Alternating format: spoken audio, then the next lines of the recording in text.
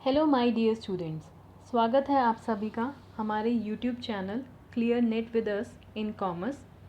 आज हम लेकर आए हैं आपके लिए 10 expected MCQs on the topic theories of international trade from unit 1 business environment from paper 2।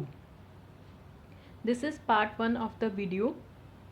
अगर आपने अभी तक हमारे चैनल को सब्सक्राइब नहीं किया है तो प्लीज़ चैनल को सब्सक्राइब कीजिए, बेल आइकन को हिट कीजिए ताकि जैसे ही कोई नई वीडियो अपलोड होती है आपको उसकी नोटिफिकेशन मिल जाए।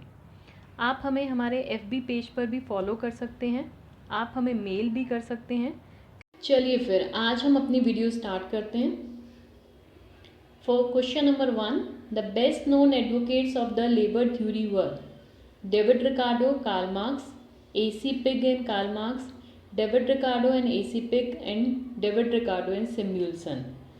लेबर थ्योरी से कौन से ऑथर्स एसोसिएटेड थे?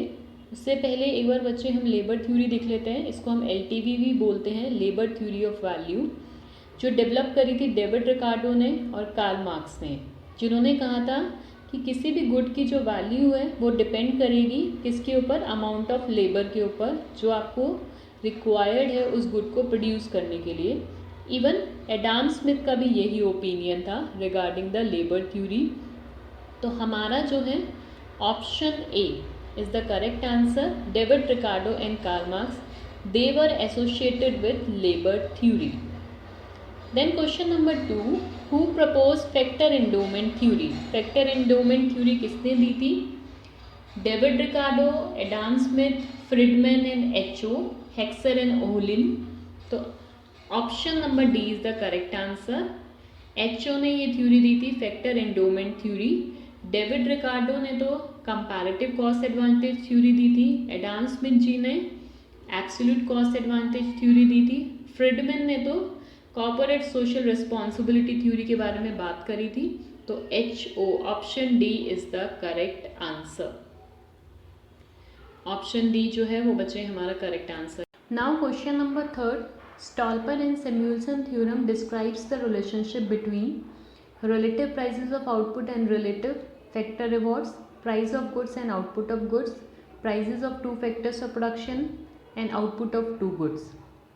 मैं बता देती हूँ एक बारी आपको। स्टॉल्पर एंड सैमुएल्सन जो थ्योरम है उन्होंने जो डिस्क्राइब करा है वो प्राइस ऑफ गुड्स, वो कहते हैं कि अगर किसी गुड का प्राइस राइज होता है in comparison to the other goods, तो जो रियल रिवॉर्ड है उस फैक्टर का जो आप इंटेंसिवली यूज़ कर रहे हो गुड को प्रोड्यूस करने में, उसका जो रियल रिवॉर्ड है वो भी राइज हो जाएगा। मान लीजिए कॉफ़ी और टी के कंपैरिजन में अगर कॉफ़ी का प्राइस बढ़ जाता है तो कॉफ़ी को प्रोड्यूस करने के लिए जिस फैक्टर को हम इंटेंसिवली यूज़ कर रहे हैं उस फैक्टर का जो रिवॉर्ड है वो भी आपका राइज हो जाएगा। तो हमारा जो है अकॉर्डिंग टू क्वेश्चन हमारा option A is the correct answer, relative prices of output and relative factor rewards. Then question number 4, arrange the theories in chronological order। इन थ्योरीज को chronological order में अरेंज कीजिए। जो थ्योरी पहले आई थी उसको number 1, then second, then third and then fourth. तो एक बार ये देख लेते हैं। एब्सोल्यूट एडवांटेज जो थ्योरी थी वो एडम स्मिथ ने दी थी, 1776 में आई थी। एडम स्मिथ की ये थ्योरी थी। कंपैरेटिव एडवांटेज डेविड रिकार्डो की थ्योरी थी, 1817 में आई थी ये थ्योरी। फैक्टर एंडोमेंट थ्योरी के ऊपर भी ऑलरेडी क्वेश्चन आ चुका है हमारा, HO थ्योरी भी बोलते हैं इसको, हेक्सर ओलिन थ्योरी 1933 में आई थी। और product life cycle theory Vernon ने दी थी, VERNOR 1960s में आई थी ये थ्योरी। तो first is absolute advantage, then second number पर हमारी कंपैरेटिव एडवांटेज आएगी, देन थर्ड नंबर पर factor endowment and then product life cycle. तो अगर हम देखें अपना option number 1, number 2, number 3 and number 4, तो option number A is the correct answer, 1, 2, 3, 4। तो आपको ईयर्स भी लर्न करने हैं और किन्होंने ये थ्योरी प्रपोज करी है वो तो हमें पता ही होना चाहिए।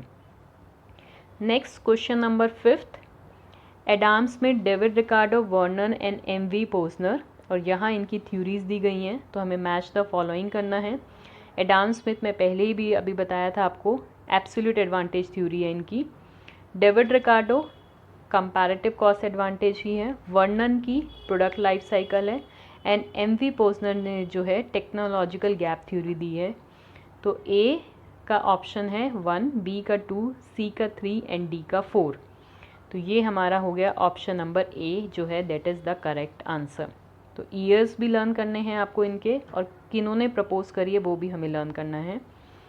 देन हेक्सर ओहलिन की जो थ्योरी है, फैक्टर एंडोमेंट थ्योरी, जो अभी हमने बात करी थी, ये किसके ऊपर बेस्ड है? Differences in market, no. Differences in factor, yes. Differences in technology, no.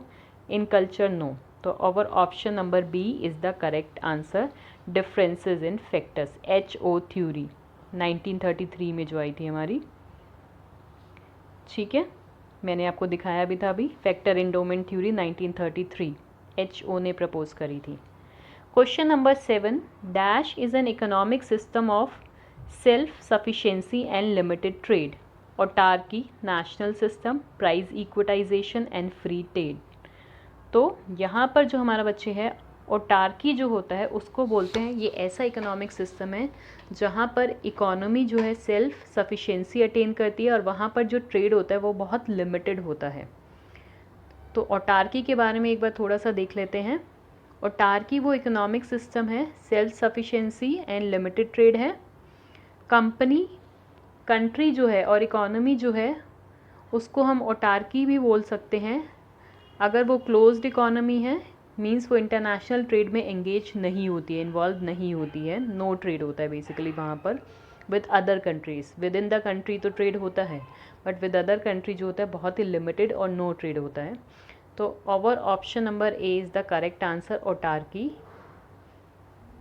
Question number 8, which one of the theory believe that a country's wealth could best be judged by the amount of precious metals or bullion it possessed? कौन सी theory कह रही है कि country की जो wealth है उसको आप कहाँ कैसे जज कर सकते हैं? जो भी उसके पास प्रीशियस मेटल्स हैं, लाइक हमारा गोल्ड हो गया, जो उसके पास अगर उसने जितना ज़्यादा गोल्ड पोजेस किया हुआ है मेटल्स, उतनी ही ज़्यादा वो कंट्री जो है वेल्दी है।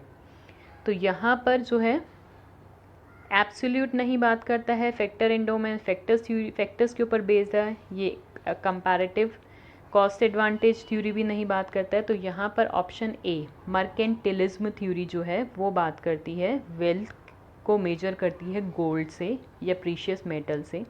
तो थोड़ा सा इस थ्योरी के बारे में एक बार देख लेते हैं। ये थ्योरी एक्सपोर्ट को एंकरेज करती है और इम्पोर्ट्स को डिस्करेज करती है। ये थ्योरी कंट्रीज़ की वेल्थ को जज करती है उसके प्रीशियस मेटल जो उन्होंने पोजेस करे हुए हैं, लाइक गोल्ड। उसके बाद ये थ्योरी ज़ीरो सम गेम के ऊपर भी बेस्ड है कि एक पर्सन का जो गेन है वो अदर पर्सन के लिए लॉस होने वाला है। उसके बाद ये थ्योरी बिलीव करती है कि जो भी स्टेट है या इकोनॉमी है उसको डोमिनेंट रोल प्ले करना चाहिए in assisting and directing the national and international economies to these ends. मतलब कंट्री का जो जिसके पास भी कंट्री में या स्टेट में क्राउन है उसको डोमिनेंट रोल प्ले करना चाहिए।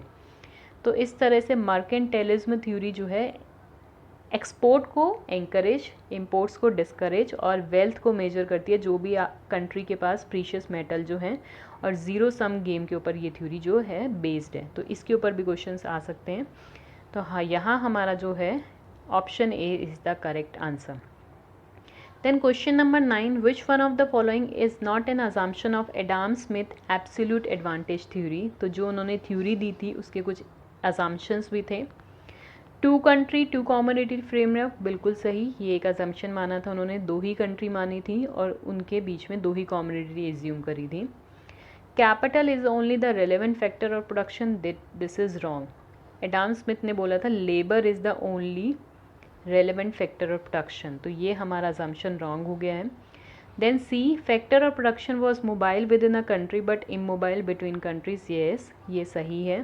फैक्टर्स जो भी हैं आपके वो विद इन कंट्री मूव कर सकते हैं बट इमोबाइल है with between the countries. And no barriers to trade in goods, correct, कोई बैरियर नहीं है। तो option B is the correct answer. ये अजम्पशन नहीं था एडम स्मिथ की थ्योरी का, capital is the only relevant factor of production, क्योंकि वहाँ उन्होंने बोला labour is the only relevant factor of production. आज की वीडियो का last question, question number 10, authors दिए गए हैं एक कॉलम में और उनकी बुक्स दी गई हैं हमें नेक्स्ट कॉलम में। एडम स्मिथ की जो बुक है वो है वेल्थ ऑफ नेशन बच्चे, तो ए का हो गया हमारा 1। डेविड रिकार्डो की जो बुक है that is principles of economics, ये इकोनॉमिक पॉलिसी भी बुक के नेम से भी आ सकता है ये, तो बी का हो गया 3rd। ए का हमारा है 1, बी का हमारा है 3rd, ये हमें ध्यान रखना है। बर्टिल ओहली की कौन सी है हमारी 2nd, inter regional and international trade. और इथिकल थ्योरी सस्टेनेबल डेवलपमेंट, तो इथिकल थ्योरी का है हमारा सस्टेनेबल डेवलपमेंट। तो हमारा जो है ऑप्शन नंबर सी जो है वो करेक्ट आंसर हो गया है।